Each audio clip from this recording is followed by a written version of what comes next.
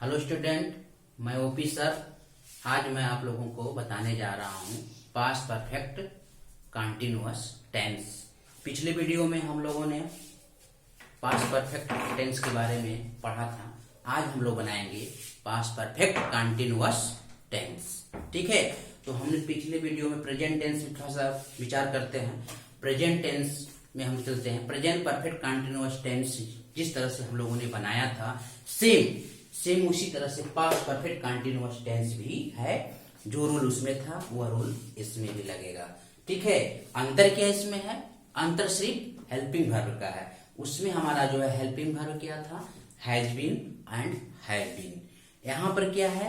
मेरा एक ही helping verb, वो भी क्या है? Had been. यानी सभी सब्जेक्ट, चाहे सिंगुलर हो या प्लूरल हो, सभी सब्जेक्ट के साथ हम हैड बीन का प्रयोग करेंगे। ये है ना प्रेजेंट परफेक्ट कंटिन्यूअस टेंस से भी आसान है ना। उसमें तो हम लोग क्या लगाते थे? Has been and have been. इसमें ये नहीं सोचना है, इसमें एकदम आंख मूंद कर लिखना है हैड बीन। क्या लिखना है? Had been. उसमें भी हम लोग V4 का प्रयोग करते थे और यहाँ भी V4 का प्रयोग। कोई खास अंतर नहीं है। ठीक है, जैसे उसे बनाते थे वैसे यहाँ पर हम बनाएंगे। ये तो मेरे लिए और आसान है। ठीक है, तो सबके साथ, चाहे वो सिंगुलर हो या प्लूरल हो, जैसा भी सब्जेक्ट मेरा हो, सभी के साथ हम लोग क्या लगाएंगे? Had been. और क्रिया का चौथा रूप यानी वर्ब में आईएनजी जरूर लगाएंगे। ठीक है, अच्छा, अब इसमें समय की बात है। समय दिया रहता है। ठीक है, तो जैसा समय होगा, निश्चित समय के लिए, पॉइंट ऑफ टाइम, निश्चित समय के लिए हम सिंस का प्रयोग करते हैं। पीरियड ऑफ टाइम, ठीक है, अनिश्चित समय के लिए हम लोग क्या करते हैं? फॉर का प्रयोग करते हैं। यह चीज हमने प्रेजेंट परफेक्ट कंटिन्यूअस टेंस में भी पढ़ा था और पास्ट परफेक्ट कंटिन्यूअस टेंस में सेम टू वही है। दोनों सेम चीज है। वो पढ़ लिए तो ये भी हमारा जो है कोई भी दिक्कत नहीं इसमें समझने में। ठीक है, प्रेजेंट में हम लोग पढ़ते आ रहे हैं तो इसलिए ये चीजें हमारे सामने जो आ रहा है वो आसान हो जा रहा है। क्या हमारा बदल रहा है इसमें मुझे क्या बदला? Helping verb. बाकी सेम टू वही है, फार्मूला वही, स्ट्रक्चर वही है, बस हेल्पिंग वर्ब चेंज हुए हैं। बाकी सिस्टम तो ये है। यहाँ भी देखिए हैड बीन, वहां भी हैड बीन हैव भी लगता है। V4 वहां भी था, V4 यहाँ भी रहेगा। बाकी सिस्टम जैसा है उसी तरह से इसे हमें बनाना है, कोई कठिन नहीं है। तो सबसे पहले हम लोग चलते हैं पहचान। पहचान भी वही है, उसके अंत में है लग जाता है, इसके अंत में था लग जाएगा। सिस्टम वही है, पहचान भी वही है। जहां था लग गया तो पकड़ लेंगे, यह पास्ट परफेक्ट कंटिन्यूअस टेंस है। ठीक है, तो आप देख लीजिए, जिस क्रिया के अंत में रहा था, रही थी, जो शब्द पाया जाता है। ठीक है, जिस क्रिया के अंत में आ रहा था, आ रही थे, आ रहे थे इत्यादि शब्द लगा हो, उसे पास्ट परफेक्ट कंटिन्यूअस टेंस कहते हैं। क्लियर? अब हम लोग आते हैं रूल ऑफ मेक। भैया इसको कैसे बनाएंगे, इसमें क्या लगाएंगे, सोचना है। अगर प्रेजेंट आप पढ़े हैं, अगर मेरे पिछले वीडियो में जो बताया, अगर आप पढ़े हैं तो आपको अपने आप रन हो जाता, चालू हो जाएगा, आपका कहने की जरूरत नहीं है। देखिए, rule of make past perfect continuous tense में सभी कर्ता अर्थात सब्जेक्ट, सभी सब्जेक्ट के साथ हैड बीन का प्रयोग करते हैं तथा क्रिया का चौथा रूप लिखते हैं अर्थात V4 का प्रयोग किया जाता है। ठीक है, जिसमें हम लोग आईएनजी लगाते हैं तो ही मेरा क्रिया का V4 हो जाता है। तो इस वाक्य में सिंस और फॉर का प्रयोग किया जाता है। ठीक है, वो आगे देखेंगे। अर्थात निश्चित समय के लिए सिंस का प्रयोग किया जाता है और अनिश्चित समय के लिए फॉर का प्रयोग करते हैं। थोड़ा सा चार्ट भी आप लोग को दिए हैं, देख लीजिए। Use of for and since कहां पर कैसे लगाएंगे। देखिए, 2 घंटे, अगर 2 घंटों से दिया है तो फॉर 2 आवर्स, फॉर 2 आवर्स। अब 2 घंटे का मतलब नहीं कि अब 3 घंटा हम कह देंगे तो वहां दूसरा हो जाएगा। 2 घंटे का मतलब हुआ है 1 घंटा, 2 घंटा, 3 घंटा, 20 घंटे, जो भी होंगे वहां पर हम फॉर का प्रयोग करेंगे।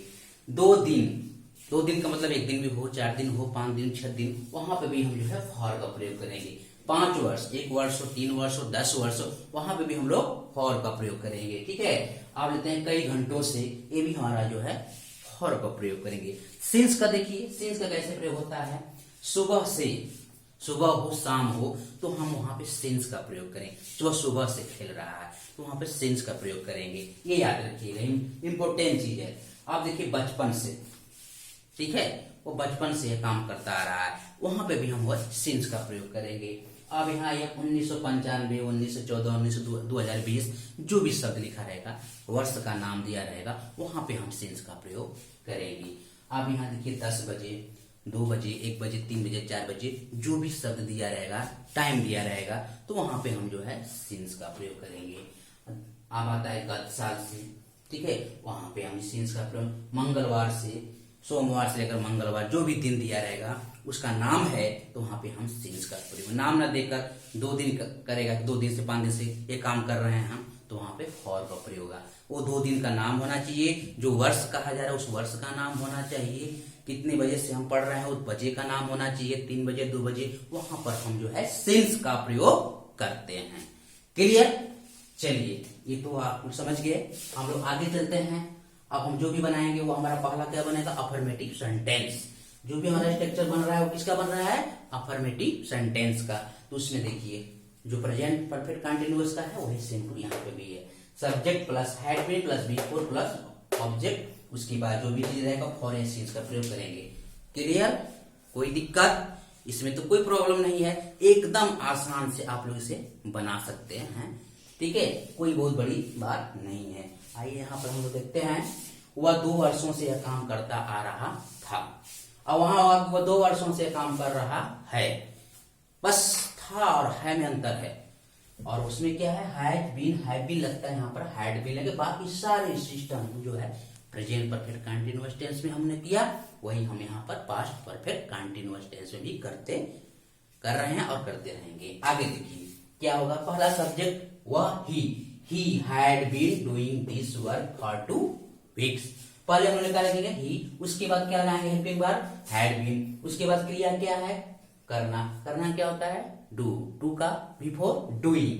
अब क्या है, यह काम दिस वर्क। अब क्या बचा मेरा, 2 सप्ताह से, अब वही लिखेंगे, 2 सप्ताह क्या है, अनिश्चित है, इसलिए अब हम फॉर 2 वीक्स, ये मेरा काम कम। अब हम लोग नेक्स्ट एग्जांपल में चलते हैं। वह सोमवार से बीमार था, ठीक है, तो सब्जेक्ट मेरा क्या है, वह का होगा ही के साथ हैड बीन। अब इसमें नहीं सोचना है ही है, सी है, आई है, वी है, ते है, अब हमें इसमें इस पर विचार नहीं करना है, क्योंकि हमें सबके साथ हैड बीन लगाना है, तो ज्यादा तर्क करने की जरूरत नहीं है। अब यहाँ आई ही हैड बीन, अब क्रिया क्या है, बीमार था, ठीक है, इल का इलिंग नहीं होता है, इल का इलिंग नहीं होता है, इसलिए हम यहाँ पर इल ही लिखेंगे, ठीक है। ही हैड बीन इल, कब से बीमार है, सोमवार से, हमने लिखा ना कि सुबह से, सोमवार से, अगर दिन का नाम होगा तो वहां पर हम सिंस का प्रयोग करेंगे, सिंस मंडे, आपके समय दिया होगा ना, मंगलवार, सोमवार जो भी रहेगा, he had been ill since Monday, और सोमवार से बीमार था। सिंपल और लेते हैं, मैं